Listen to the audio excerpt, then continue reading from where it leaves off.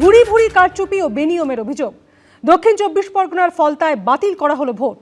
285টি বুথের সবকটিতেই পুনর্নির্বাচন হবে 21শে মে।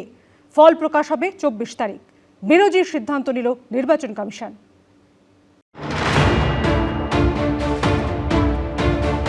পশ্চিমবঙ্গের বিধানসভা নির্বাচনে আরও এক নজিরবিহীন ঘটনা।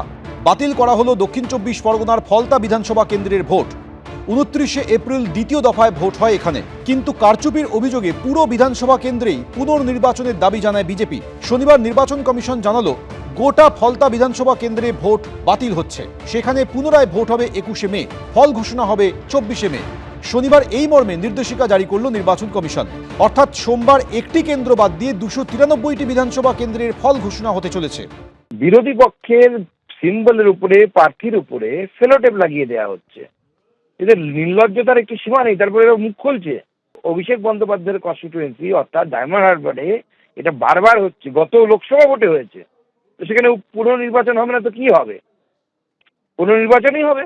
যেটা করেছে নির্বাচন কমিশন সেটা সম্পূর্ণ রাজনৈতিক উদ্দেশ্য প্রণোদিত, এবং যখন যে সময় এই পুনর্নির্বাচনের নির্দেশ দেওয়া হয়েছে ততক্ষণে 230-এর বেশি আসন নিয়ে মমতা বন্দ্যোপাধ্যায় সরকার গঠন করে ফেলেছেন, এবং ফলতাতেও আবার তৃণমূলের প্রার্থী জিতবেন।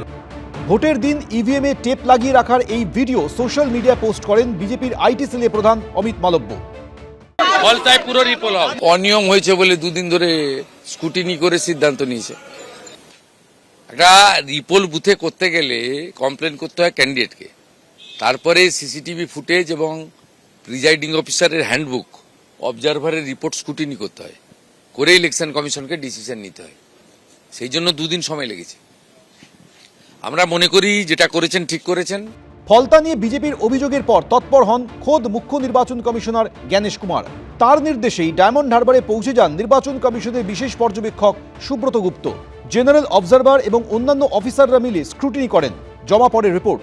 সেই রিপোর্ট খতিয়ে দেখার পর ফলতায় পুনরায় ভোটের সিদ্ধান্ত নিয়েছে নির্বাচন কমিশন। তাদের তরফে জানানো হলো ফলতা বিধানসভার 285টি বুথের মধ্যে 68টি বুথে ভোট চলাকালীন বেনিয়ম ধরা পড়েছে। সিসিটিভি ফুটেজে অনেক বুথে একসঙ্গে অবাঞ্ছিত একাধিক মানুষকে একসঙ্গে ঢুকতে এবং বেরোতে দেখা গেছে।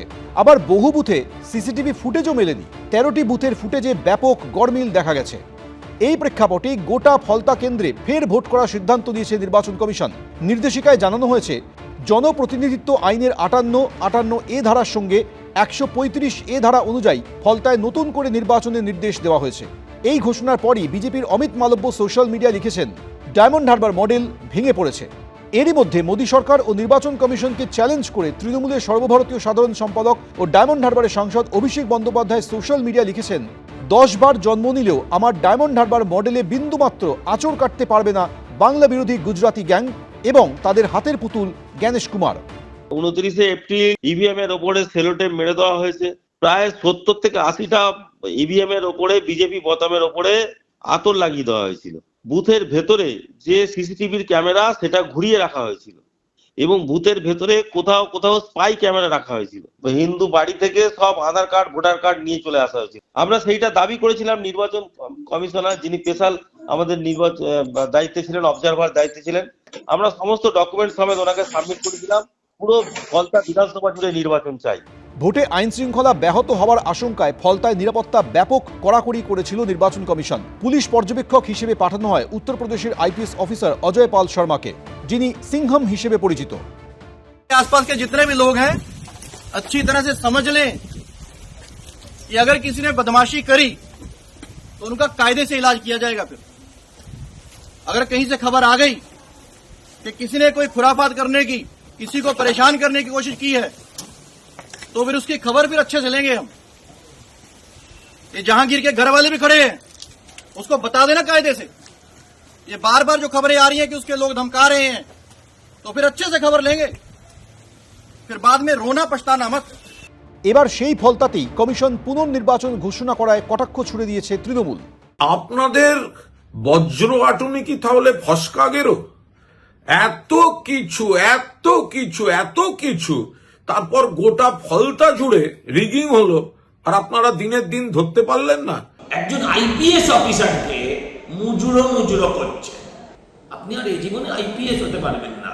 তাই মুজুরো সিংহম কি করলো তার উত্তর চোরকুনালকে দিতে হবে, এর কোনো বাধ্যবাধকতা নেই। রাজ্যে ফের পরিবর্তন হবে না প্রত্যাবর্তন, তা আগেই জেনে যাবেন ফলতাবাসী। তারপর 21শে মে ভোট দেবেন তারা। রুমা পাল, সুকান্ত মুখোপাধ্যায়, এবিপি আনন্দ। এবিপি আনন্দ, এগিয়ে থাকে, এগিয়ে রাখে।